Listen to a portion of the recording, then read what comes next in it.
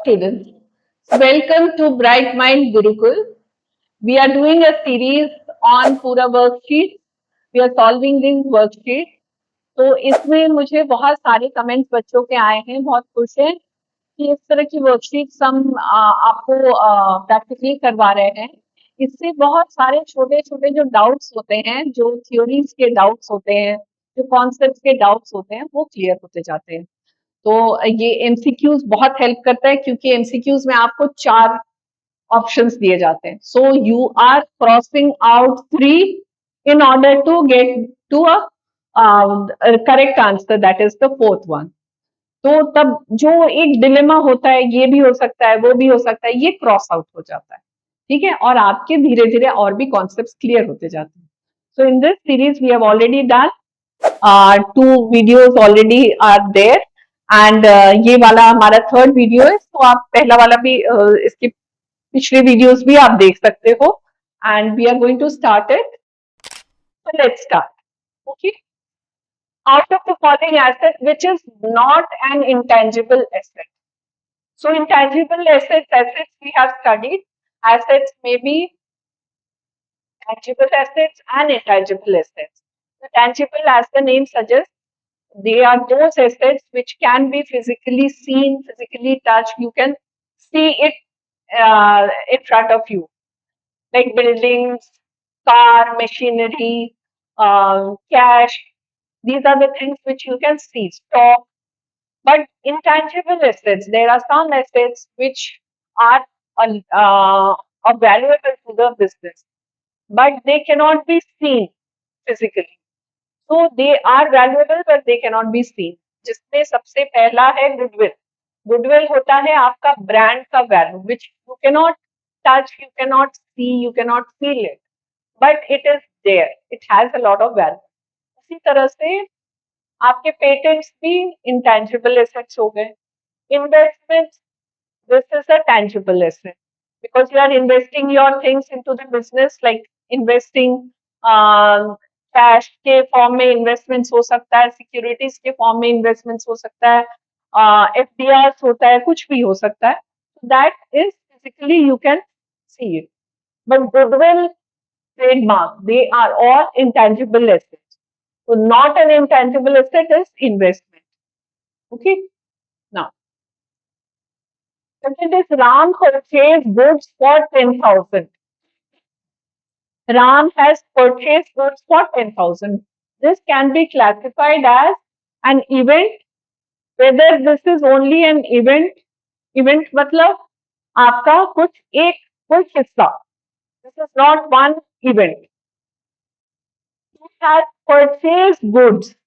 Goods को उसने purchase किया, उसके बाद उसको उसने payment भी किया. So it is a transaction. A transaction as well as an event, nahi. And neither a transaction not an event. So it is a transaction. A transaction is a whole पूरा एक वो form of giving and taking of things. Like you are purchasing the goods and you are paying the money also. So he has purchased the goods and paid for that. So it is a transaction which needs to be recorded into the business or something. This is the first event in the in financial accounting. Okay. Something having value is received and something having value goes out. This is a transaction. Okay. Which of the following is a capital expenditure? Capital expenditure and revenue expenditure हम लोगों ने पढ़ा है. What are capital expenditures and what are revenue expenditures? So capital expenditures are those expenditures which have long-term benefits. आपने एक बार खर्चा किया, उसका बेनिफिट आपको बहुत सालों में, बहुत सारे सालों में आपको मिलना है. And revenue expenses are those expenses which are incurred in carrying out the day-to-day event of the business. Day-to-day running of business में जो जो खर्चे लगते हैं वो रेवेन्यू होते हैं. ठीक है. So wages आपको पे करना होता है throughout the year, you are paying it, this is a revenue. Wages paid for building construction. Wages अलग हो गया, but wages is paid for a purpose. और वो पर्पस क्या है? वो कैपिटल पर्पस है. लाइक बिल्डिंग कंस्ट्रक्शन हो रहा है, उस बिल्डिंग को कंस्ट्रक्ट करने में आपके जितने भी खर्चे आपको लग रहे हैं, दैट आर ऑल कैपिटलाइज्ड. ठीक है. तो एक मशीनरी इंस्टॉल होने में जितने भी खर्चे, जितना भी उसमें लेबर, उसमें ट्रांसपोर्ट, ट्रैवलिंग, जितने भी फ्रेट वगैरह जो भी लग रहा है, those are all capitalised. So this is a capital expense. Repair expenses of building.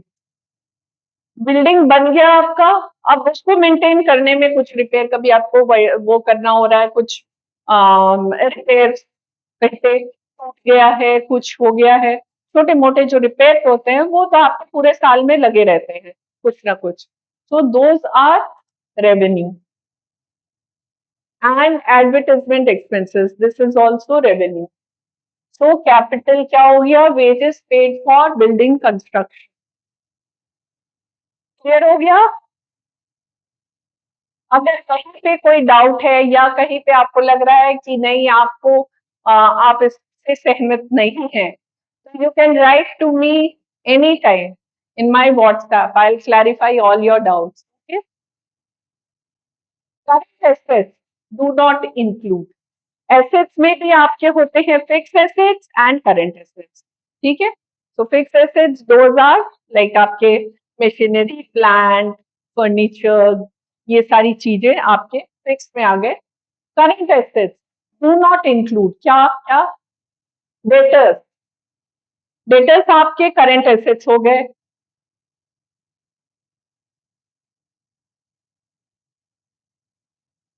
Voter card, this is a fixed asset. Bank balance, this is current asset, prepaid. This is also a current asset. ठीक है. तो आपके इसमें current assets do not include motor car, because motor car is a fixed asset. Financial accounting use projected data, external data, historical data और manager data only. आपको क्या लगता है इसमें क्या होना चाहिए? Financial accounting use projected data, external data, historical data और manager data. Obviously historical data. ठीक है.